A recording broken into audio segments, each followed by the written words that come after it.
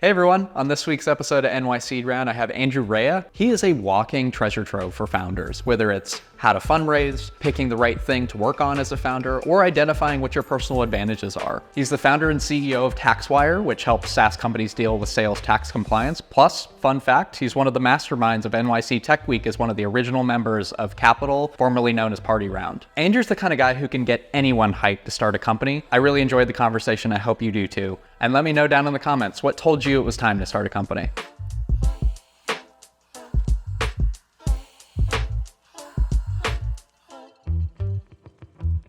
Thanks for joining us. Yeah, happy to be here.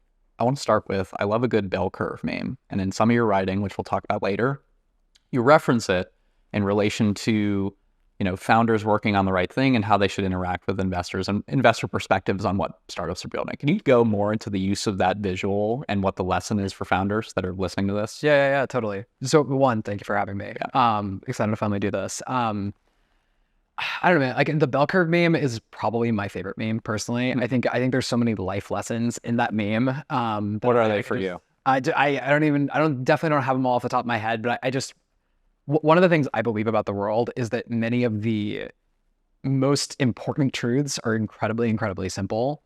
The challenge is getting to the point where you've internalized it and to where you like deeply, deeply understand it and practice it. It's really easy to know it in your head, but it's very hard to actually have gotten to the point where you so deeply internalized it that you just operate that way. When you are getting ready to go fundraise, especially if it's your first time doing it as like a founder CEO, you're going to get all this advice. You're going to read all these blog posts, and there's like all this stuff about like, oh, your deck needs to be like so perfect. And do you write a memo or do you have a deck? Do you do both? How many investors do you need to talk to? There's just so much stuff there. Everything's other than building a company. Yeah. And it's like its own gamified thing. And then everyone's got like an opinion about it. And most of the opinions end up canceling out. And you basically get lost in tactical hell.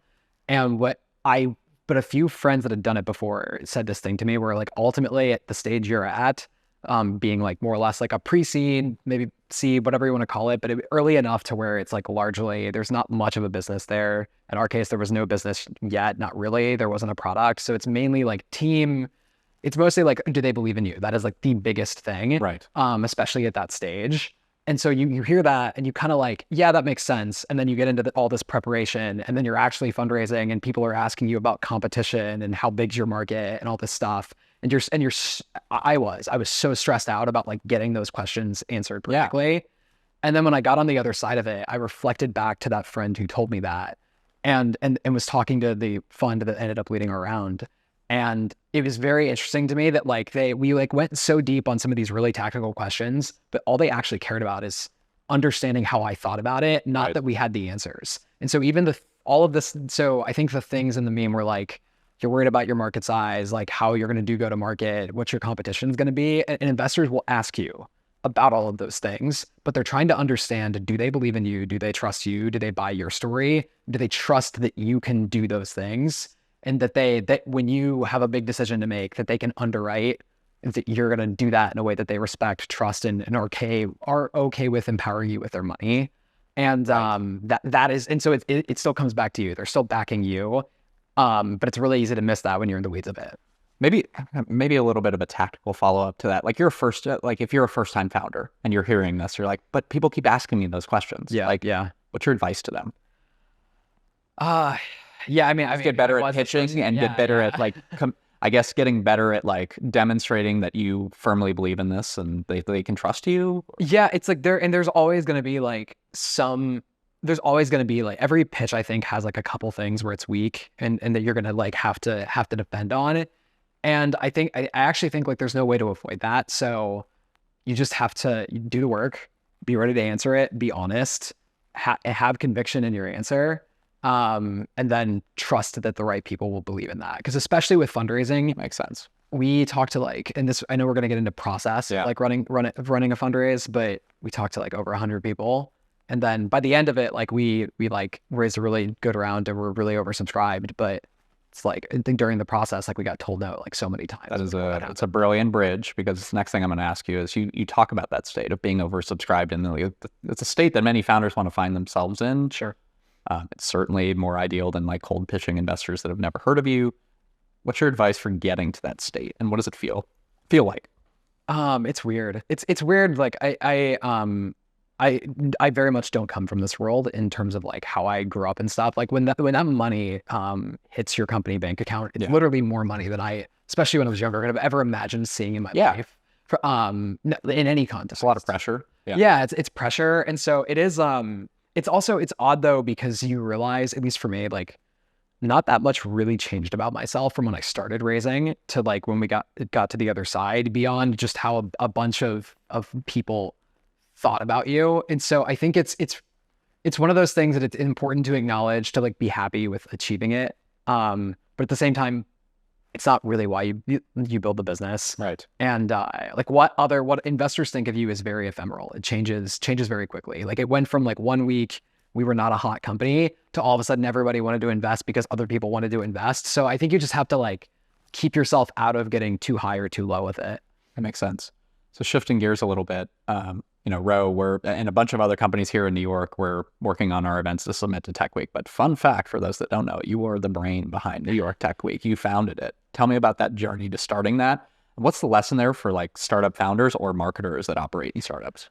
My biggest takeaway from it personally was that you can meme / brute force anything in existence. So to give credit where credit is due, it was definitely a team effort, and there were like multiple of us at the Capital team that like made that happen. But it's essentially like at the time, like Tech Week was kind of this new thing, just as a thing that people did. I think LA had just had their first one, Miami had a couple, and it was just very we were a very New York centric company, just like you guys are at Ro. We love this city. And so I think we definitely knew it was inevitable that somebody was going to do it. And we were looking around at like some of the people that like might do it, and we thought they'd do it poorly. And then it was just like a great opportunity for us from a growth perspective. We were going to launch a rebrand, a new product. The timing worked out really well. Yeah. And so I think literally like we decided we were going to do it on like a Monday or a Tuesday, and we shipped it on a Friday. And the process between there and that was like us texting anybody we knew. Like I've seen the posted screenshots. It's like I'm texting like, hey, will you do an event? It's like, oh, I don't know, I got to check with this person. And then I text them, and then we got like 10 or 12 logos. We needed at least a few that were recognizable. Yeah. And then we tweeted it, and we're like, hey, I mean, that by itself, that's a lesson. Yeah. There. Yeah. It's literally like we got 12 people to say yes, and then we like blasted it out there, and then we made the thing that we blasted out there go viral. Right. And then, so you think, oh, then it just happens. And then for the next 2 months, what people missed is that I was behind the scenes, like pounding the pavement, trying to get anybody out there to throw an event. It's like, hey, throw an event. It's happening this week. It's going to be epic. All these other people are coming, even though I like just convinced them to come. You literally had the same conversations with others. Yeah, totally. It's just being scrappy. Yeah. It's like I probably cold emailed every fund, probably just every fund. Yeah, like to trying to get them to throw an event. Every company in New York that was cool, I tried to get them to throw an event. And then we did a really good job, I think, too, of making people feel like this was cool and it was going to be a thing. And so then whenever they would talk about their event, we would amplify it. And so it's just kind of this thing where we just kept pouring energy into it until finally you hit this point where it's just like, oh, this is just happening. And then you see people, all of a sudden people are coming to you and they're like, hey, can I throw an event at New York Tech Week? And then this person's like bugging you, trying to make sure their thing gets listed on the website. It hits a tipping point, and then it kind of just goes. You have to brute force it to that point. There's also something like cohesive to it where you're like building links for people. Both you're using IRL events, but then there's also the digital social components. Like everybody can learn from that. It's like building connections for people where it's not just, hey, we're throwing an event later, but you're also thinking about how can we go viral and get people excited about it leading up to it. There was one nugget in there that I want to double click on. You mentioned we knew that there were some, or I'm going to paraphrase you knew that there were some organizations or, that may try and do it, but they would do it poorly. What does that mean? I think this is just true in the world, that to do anything high quality and really well, it takes a lot more effort than you think it's going to. Even like the idea is actually, there is a process to having good ideas, but once you've had a good idea, there's still part of creating a good idea is actually the execution of it. It's the hardest part. It is the hardest part. And I think there are a decent number of people out there that have good ideas, but will not work hard enough to actually make it very, very high quality and a very good thing. And so, and I think if you just look at anything that you respect, or like Anti-Metal, actually a company here in New York that just had a really great launch. Yeah, the pizzas yesterday. Yeah, awesome. Yeah, it was incredible. And I guarantee you those guys put so much work into that. Like it did not just happen, that was engineered. Yeah. And did some, I'm sure some things went their way, but I'd imagine like lots of people want to have launches like that. Very few people do the hard work to put themselves in a position for it to actually go that way. It was great. Yeah. Speaking of social and going viral, I think why I wanted to speak to you, like another reason I wanted to interview you, is that I feel like a lot of founders that I'm meeting, they're really good at building companies. They're really good at thinking about problems. But I feel like there's this new challenge popping up where, comms people that I deeply respect, like Lulu Chang, who suggests that founders need to start building their own direct audiences. And it's something that you're doing, I would say, exceptionally well. How can founders get better at this? I'm still figuring it out, so I appreciate the kind words. But I think I really respect Lulu and her work. If I look back, and if you study history, I think even just companies that were built 10, 20 years ago, I think they're like one of the founders of Intercom. There's like an old, there's a video out there somewhere of him talking about how like they had to like scream from the rooftop and tell their story for anybody to take them seriously. And I think when you're a newcomer to anything like that has been the case for a long time. If you're trying to come in to an established market, a new market, whatever, like you've got to tell your story. No one's going to spread your praises for you. So I think that's just the challenge that anybody building a new company today has to do. Like you have to find a way to tell your story and get it out there, whether it's to recruits, people you're trying to like get to work for you, people you're trying to like fundraise, like investors, customers. And then also too, I think like brands are ultimately just stories. Like really, like most of the world that we built is just a story. Even this idea that if you have a product that you think should exist in the world, that started as a story before it ever became a product. I think that process probably starts with figuring out what your strengths are. What are yours when it comes to writing? I don't even know that I know. It's kind of two things that pop up for me is like, that you relate your experiences, but there is a layer of vulnerability to it as well. Like that you're able to sort of have founders empathize with what you're talking about because they've either experienced it themselves or it's something they've thought about. Yeah. I think on the writing piece, I do read a lot, which I'm sure like influences it to an extent. But I think being vulnerable is really important because lots of people, especially now on the internet, are writing and posting things. And now you've got ChatGPT and you can just spew out as much written content as you want. Good as or as bad as it is. Sure, exactly. It's going to be, it's never been easier to create something aggressively average. Yeah. But what is hard to replicate for any machine or any other person is just like the actual authentic thing that is true to you. And so, and also I think this like being vulnerable in my writing came from a lesson learned earlier in my career where I was not vulnerable enough. And therefore I think I was less effective in my work and getting things done because I didn't share that story and I wasn't vulnerable. And so the more I've leaned into that, I found the writing, what makes people to feel something and experience something when they read what you put out there. And otherwise there's just too much noise. Sticking on the topic of like founders building their own audiences, what about the founders who are like building B2B SaaS for industrial tech companies? Like, I'm sure you have an opinion on this versus like consumer oriented startups. Is there still value? I think so. Yeah. I mean, I think if you study consumer, most of like B2B marketing, especially when it's like, if there's some new trend and everybody starts doing it, like drops, for instance, like we did drops at Party Round back in the day. It's like a synonym in the dictionary is capital Party Round. Yeah. But it's like Mischief have been doing drops and a lot of streetwear brands have been doing drops forever. In many ways, we brought this thing that was being done in a bunch of other industries to tech and did like a very B2B oriented use case. Like our products were not sexy, but we did. But so I think there's something to be said for taking what works in consumer and applying it to the business to business context because, well, it's not the same. People, the buyers or users at the companies you're trying to sell to are still people at the end of the day. And I'm also fundamentally convinced that most B2B marketing sucks and like nobody wants to go to your webinar. Why? Why does it suck?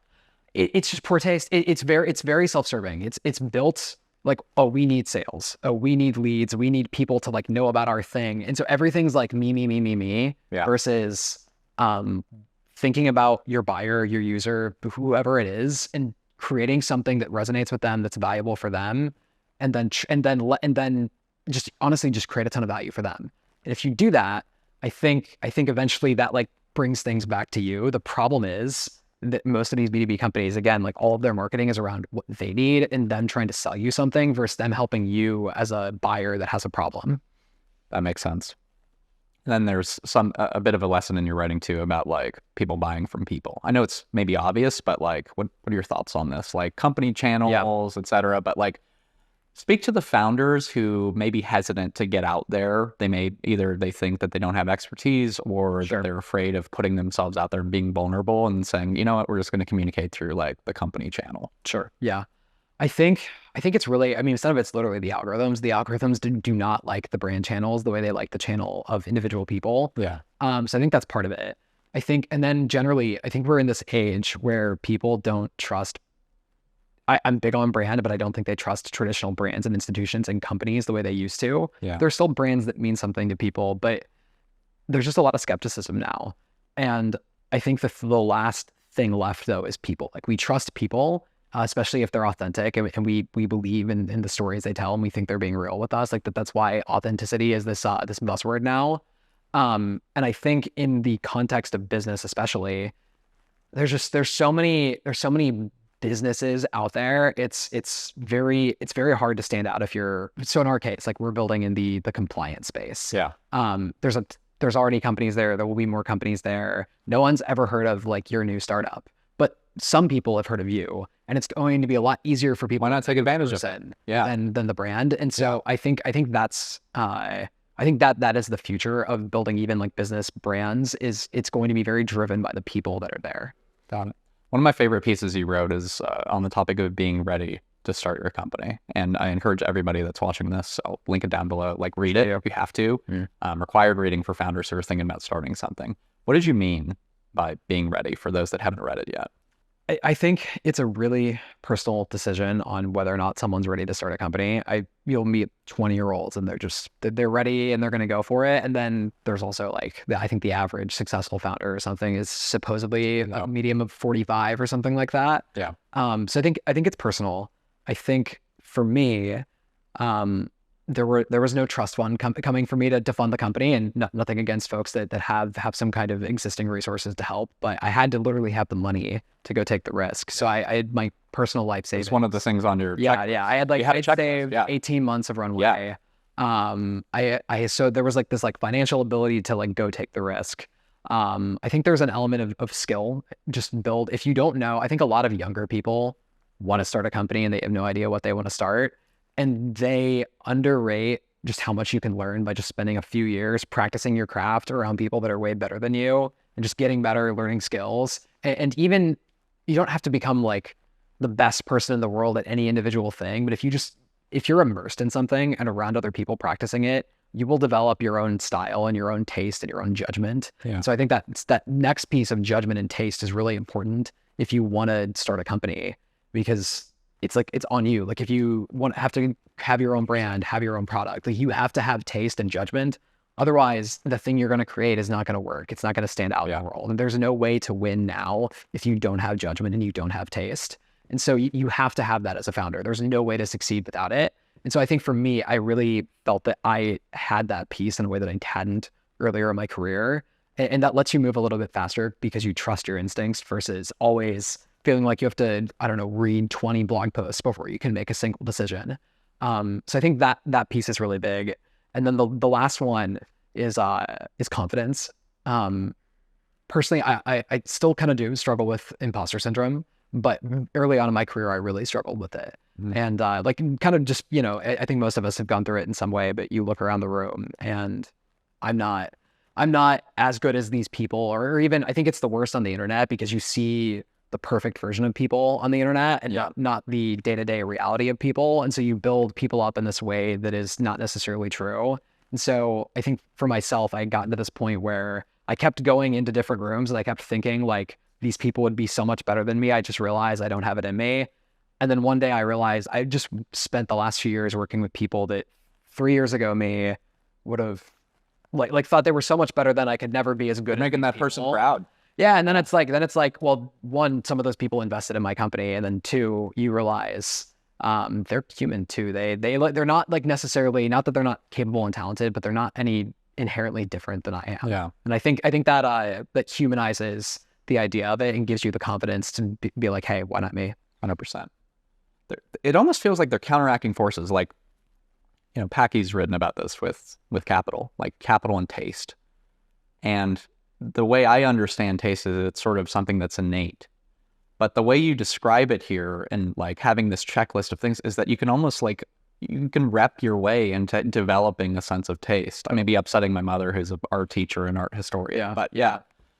I mean, there's always going to be the element of personal, just literally what's in your DNA and what you like and things you tend towards.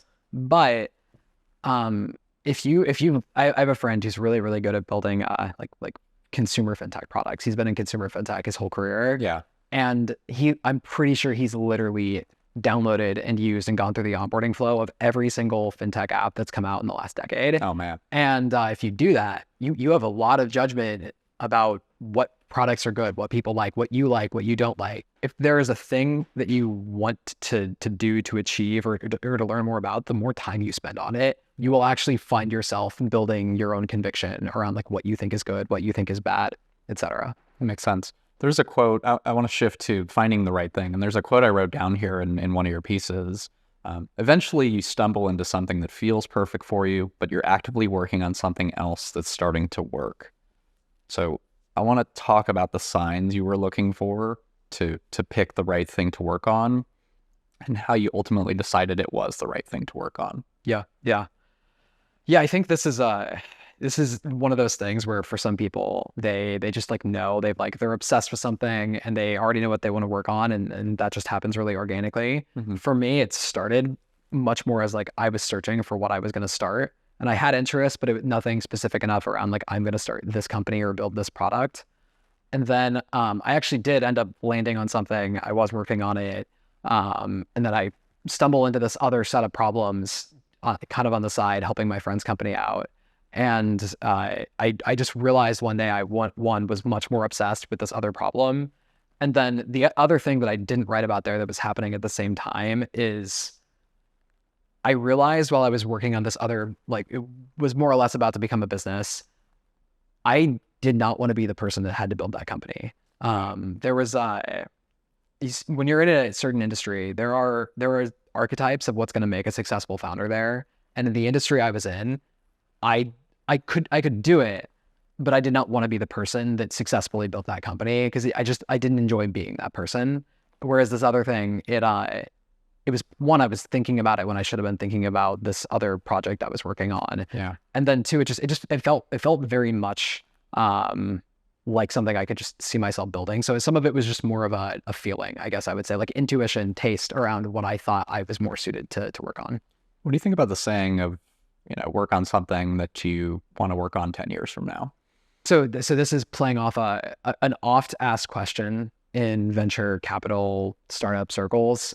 Investors will almost definitely ask you this when you're fundraising is, do you really want to work on this for the next like 10 years of your life? Because the trite thing is that if you're going to build a company, it's going to take at least 10 years for it to really be worth anything. Mm-hmm. And I think the problem with that especially for young founders, is that you've not even been working often for 10 years. Like, how do I know if I like want to do this for the next 10 years of my life? Ask my like 15-year-old self and they'd right. probably have a better answer to that question. Yeah. I mean, in my case, like my 15-year-old self didn't even know what I'm doing today is possible. Like it's very hard to answer that question. And I found for myself, at least, and other people I know, that it leads into this trap where you're like literally sitting in a room, like asking yourself questions and you're going in circles, trying to understand, like, am I meant to do this with the rest of my life? Yeah. And I don't think it's useful for most of us. Like there's a percentage of the population that they find the thing they're obsessed with and meant to do for the rest of their life. And that's great. Then there's the rest of us that, in my opinion, could do many things. Yeah. And so it's more about finding the thing that it is good and will work for you. And I think if you could do many things, do something that's going to work, do something that you can win at.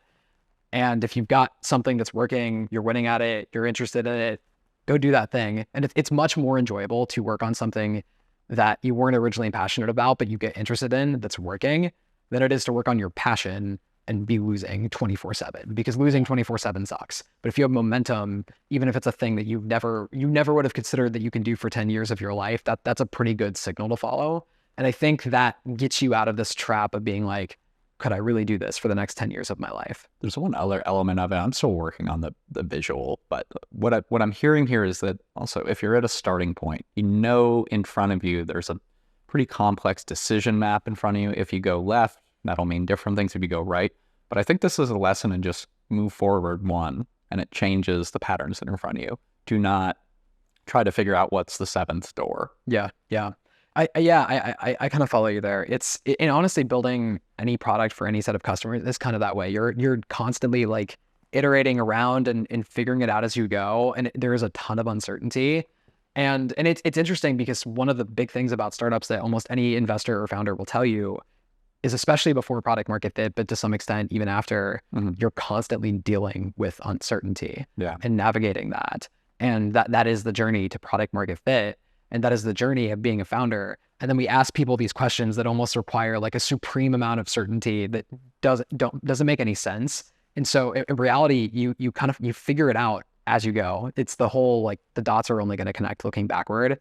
You have to go through that process to figure out the thing. And I just don't think there's any other way through it. A question with those questions that are frequently like asked from investors, they must be like self-aware that they're asking them a lot. Why do they still do it? I think it's like anything. Like there are these they're looking for reasons to say no. Or? There's that, like, investors are always looking for reasons to say no, so there is that piece. But there's also these ideas are powerful. And certain ideas have become almost omnipresent in the startup world. And I think that's one of them, that you should want to work on it for the rest of your life. And maybe it stems from, I don't think Paul Graham wrote about this, but I'm sure there's like startup influencers that have, it spreads around and then everybody purports it. It becomes almost, it becomes a truth, but is it actually a truth? And I think you have to always question, is this actually a truth? Or is this a contextually relevant thing in some context, but not broadly speaking a truth? Okay, Andrew, I'm going to annoy you. I'm going to ask the question that you've been asked 100 times. Why did you decide to build in tax compliance? Is this the thing you want to work? Do you want to work in tax compliance 10 years from now? Yeah, honestly, at this point, I can say that with a lot more conviction than I could have when I got into this. But I think so. Coming into like why I actually did get convicted in this. So we're officially speaking still in stealth mode, but I took this job as a temporary head of finance at my friend's company, and we were, so for context, we were expanding rapidly. We sell products all over the country. We had gone from one state to we were in 20 states, quickly going across the US, eventually global. And there were just a ton of compliance and tax problems that came with that. With every time we would sell into a new jurisdiction, expand into a new state, we would hire an employee in a new state. There are all these problems that come with that. You've got to register for payroll tax. You've got to make sure you're filing the right payroll taxes. Maybe your payroll provider does it, maybe they don't. If you're selling in a bunch of different states and countries, you've got to think about, do I have to collect sales or VAT tax on these transactions? You were the customer. Yeah. So I was trying to buy software or services to solve these problems at that company. And it's surprisingly incredibly hard to solve. And it's one of those things that's not mission critical, but it does slow you down from just building and expanding as a company. And coming from the fintech space before this, it's just very obvious that the future is people are going to sell and operate in their businesses all over the country, all over the globe. That trend is not going away. If anything, it's only going to accelerate. And so it is imperative that, like, governments are also not going to change, though. They're still going to they're going to regulate. They're going to want taxes. They're going to want you to comply. They're going to want you to file this thing. If it's a franchise tax season in Delaware, they're going to want you to make sure you're filing that. So I think it currently is. So yeah, I think we just got passed if you filed on time. I did barely. So kind of bringing that into the set of problems we're working on. I just think finance teams, founders, like people, this is not why anyone does their job, but it is a reality of operating in the modern world. And so we just want to make software that makes it almost as simple as like Lego blocks. Like you just plug in and it abstracts away all of that and takes care of the compliance process, and you just don't have to think about it. And why I feel pretty convicted in doing that is, one, it is like blatantly a good opportunity and it is inevitable that this happens. Two, like I wanted this to exist when I was working at said company. I actually kind of hate anything related to taxes, paperwork. Like I hate going to the doctor just because I know they're going to make me fill out paperwork. Yeah. And so in a weird enough way, because I hate it so much, it's very rewarding to actually go solve that problem. Yeah. And then I think the last thing I'll say here is that most of building any business, so much of it is unsexy. So I think a more important thing to focus on is, do you love the customer you serve? Yeah. And we sell to a lot of like some founders, finance people, accounting people. I think you tweeted the other day, like, people. I love like being on a texting basis with Yeah, it's like they're just good people. Like when I like talking to them. I like helping them. It's not, I don't dread like pulling up my phone or getting into Slack and talking to my customers. And that, I think people really underrate that. There's an insight there. Yeah. Like, you know, it may be a signal if you really hate that process that you're maybe in the wrong place, right? Yeah, and I also too, if you think about it just purely in the terms of I want to build a great business here, it's very hard to do that if you're not really excited to just focus in on like, what is this person's problem, and to be thinking about it all the time. You said one thing, and we'll go into a little bit more of your writing, but you said one thing in your response where you mentioned, and it's not business critical. Founders who maybe, or founder curious, they're evaluating ideas to work on. They may say like, well, this isn't an ERP, like it's not essential. And once, you know, with the benefit of an ERP is once you sell it, it's in there and they can't get rid of it. And it's probably easier to sell. What's your message to founders that are thinking about building tools or new software that perhaps isn't mission critical, but solves a real problem? Yeah, I think it's important to understand when like there are sets of problems in this world that like you kind of have to do them at some point, or else. And there are things that are mission critical to running the business itself. Yeah. And actually quite a few things that come with running a business have nothing to do with the business you're building, the product you build, the service you offer to customers. You still have to do these other things, or eventually someone from the government's going to knock on your door and say, hey, like you're not doing this thing. And then it's going to cost you money. Yeah. Or eventually like you're going to get audited and your investors are going to make you do it. Like it's like death and taxes, that old trope, like, or in fintech compliance, eventually everyone has to do it. And so I actually think those are great businesses to build for entrepreneurs because one, it's really unsexy and a lot of people don't want to do it. And so it's been underserved relative to other parts of like the business software stack. Everybody wants to go build the next like sales and marketing tool because like sales and marketing is cool. A lot of us have like work in sales and marketing. But these other things, because they're not mission critical to what the business does, but they still have to be done, companies are very willing to just like spend on it, outsource, like get it off my plate. And so if you build a really good thing there, when someone has that pain, it's a very easy, quick sell. There's also an element of like going left when others go right there for founders, like an opportunity. Like, yeah, everybody does want to build in sales and marketing tools. Like I experienced on a marketer. So painful. So you've written quite a bit on picking the right thing. So I'm going to give you terms here or themes that you've covered in the past, and I would love your thoughts on them. So number one is conviction. So I've met founders, not so much in New York City, thankfully, because I love the New York City startup environment, but they're maybe building things that I can't sense their passion for it. You know? Yeah. Do you see that often? What's your advice when it comes to having conviction for a problem that you're solving? Why is it helpful? Yeah, I think it's helpful because building a company is really hard. Yeah. And there's going to be a ton of ups and downs, and so you have to have something that keeps you motivated and doing the thing through those ups and downs. And I think the really tempting thing in the startup world is to build a company because it's cool, or to build in a space because it's cool, or that like investors love it, or it's going to pop off on Twitter. You're building in tax compliance. So you're living your advice. Yeah. And so it's even at like a company like Capital or Party Round, we were kind of in the hype cycle at the time. And that is a cool place to be. And it's really tempting to just go look for ideas that are going to be cool like that. And I've seen this, and I've probably made this mistake to some extent myself in the past, but it's like, oh, this idea, investors love it, I should go do it. And it'll be really cool on like tech Twitter, but also investors, if you did something like that 2 years ago in crypto, just because like it was like the hype thing to do, you're in a tough spot today because crypto's not that hot and AI is the thing and you missed. And so I just think it's very fleeting. And also just what people perceive as high status is very fleeting. And so I think if you're going to bet your life and your career on something, you should do it on something that you believe in and have personal conviction on. And the great thing about that too is if you really believe in something and you really have conviction on it, that will show. It'll show to investors. It'll show to customers. It'll show when you fundraise, when you market, when you do marketing.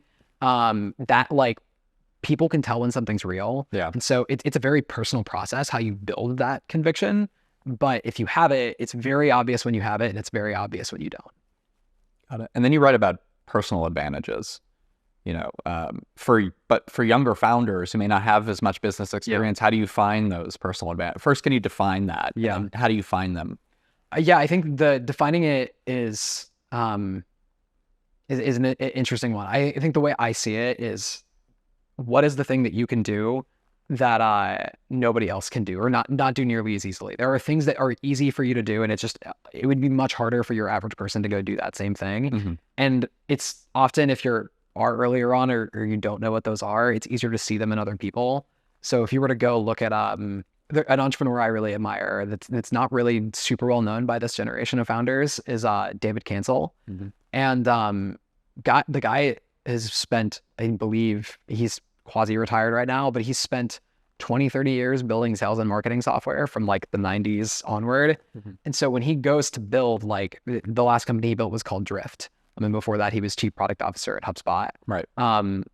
He's been in sales and marketing software so long. The amount of relationships and unfair advantages and insight he has from just working in that domain for 20 something years.